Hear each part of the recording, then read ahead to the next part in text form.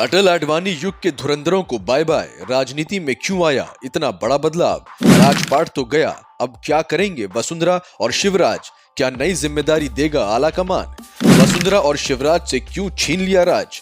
क्या है बीजेपी का प्लान? तीनों राज्यों में चौंकाते हुए भाजपा ने नए चेहरों को कमान सौंपी है। इसके बाद राजस्थान में पूर्व मुख्यमंत्री वसुंधरा राजे, मध्य प्रदेश में पूर्व मुख्यमंत्री शिवराज सिंह चौहान और छत्तीसगढ़ में पूर्व सीएम रमन सिंह एक तरह से खाली हो गए हैं। ये सभी सीएम के दावेदार बताए जा रहे थे। ऐसे में जब ये पत्ता कटा है तो सियासी गलियारों में ही नहीं, आम जनता के मन में भी ये सवाल है कि अब इनका क्या होगा। क्या दोनों किसी राज्य के गवर्नर बनाए जाएंगे या अभी सक्रिय पॉलिटिक्स में बने रहेंगे या फिर दिल्ली में तैनाती मिल सकती है? ऐसे कई सवाल सियासी फिजा में तैर रहे हैं। बतौर सीएम अंतिम प्रेस कॉन्फ्रेंस में जब यही सवाल किया गया तो शिवराज ने कहा कि मेरी भूमिका एक कार्यकर्ता की है। भाजपा में हर कार्यकर्ता के लिए काम है और जो भी काम पार्टी देगी वो काम मैं करूंगा। लोकसभा चुनाव लड़ने के सवाल पर वो खामोश रहे। उन्होंने आगे कहा कि मेरे बारे में कोई भी फैसला पार्टी करती है, हालांकि मरना पसंद करूंगा वाली बात पर पार्टी हाई आला कमान चुभ भी सकती है। शिवराज 18 साल एमपी के मुख्यमंत्री रहे। वसुंधरा 2 कार्यकाल राजस्थान की मुखिया रही। एक समय दोनों भाजपा के स्टार लीडर हुआ करते थे जिन्हें अटल आडवाणी ने चुना था। दोनों ही क्षेत्रीय शत्रप बनकर उभरे, पार्टी की जीत दिलाई, लेकिन पिछले चुनाव में जब हारे तो सीन ब्लैक एंड व्हाइट हो गया। फिलहाल भाजपा केंद्रीय नेतृत्व ने इस बात का खुलासा नहीं किया कि दोनों पूर्व सीएम के लिए आगे क्या प्लान है। चौहान 64 साल के हैं और राजे की उम्र 70 साल हो चुकी है। हालांकि इन्हें जनता का मजबूत समर्थन अभी भी हासिल है।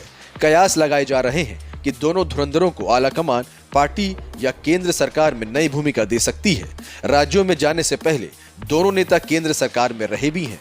पार्टी के अंदर के लोगों का कहना है कि 2014 में जब मोदी की सरकार पहली बार सत्ता में आई तब भी राजे को केंद्र में पद ऑफर किया गया था, लेकिन उन्होंने इनकार कर दिया था। इस समय पार्टी पर नरेंद्र मोदी और अमित शाह की जोड़ी का नियंत्रण है। फिर भी राजस्थान में अपने गढ़ में राजे का दबदबा बरकरार रहा। विधायकों समेत पार्टी नेताओं का एक बड़ा तबका उनके प्रति आज भी वफादार है। ऐसे में उनकी प्रासंगिकता लगातार बनी रही। हालांकि 2018 में अशोक गहलोत की जीत के बाद से ही केंद्रीय नेतृत्व ने राज्य में फ्रेश लीडरशिप को लाना शुरू कर दिया था। एमपी में शिवराज ने सीएम के तौर पर लंबा कार्यकाल पूरा किया। एक हार के बाद कांग्रेस में सिंधिया के बगावत करने के बाद राज्य में फिर से भाजपा सरकार बनी, लेकिन शिवराज की छवि को धक्का लगा। फिर भी महिलाओं पर केंद्रित कल्याणकारी योजनाओं के जरिए शिवराज अपनी लोकप्रियता बनाए रखने में कामयाब रहे। शिवराज जब सीएम के तौर पर विदा हो रहे थे तो महिलाएं रो पड़ी, शिवराज भी भावुक हो गए। जब बीजेपी ने दोनों राज्यों में जनरेशन शिफ्ट किया तो दोनों दिग्गजों के भविष्य को लेकर नेताओं में भी आम राय नहीं है। माना जा रहा है कि ऐसा लगभग असंभव है कि उन्हें कोई जिम्मेदारी या महत्वपूर्ण काम ना दिया जाए। दोनों बिना काम के नहीं रहेंगे। काम क्या होगा? क्या वे इसे स्वीकार करेंगे या उन्हें कब तक दिया जाएगा? हालांकि ये सवालों का जवाब अभी भी मोदी शाह के अलावा कोई नहीं दे सकता। पार्टी के एक वरिष्ठ नेता ने कहा कि चौहान को केंद्र में मौका मिल सकता है और इसे वो स्वीकार कर लें। ठुकराना पूरी तरह से उनके ऊपर है। पार्टी के एक अन्य वरिष्ठ पदाधिकारी ने दावा किया कि अपने भविष्य की योजनाओं के बारे में मध्य प्रदेश के पूर्व मुख्यमंत्री शिवराज की सार्वजनिक रूप से की गई टिप्पणी केंद्रीय नेतृत्व को शायद ठीक न लगी हो।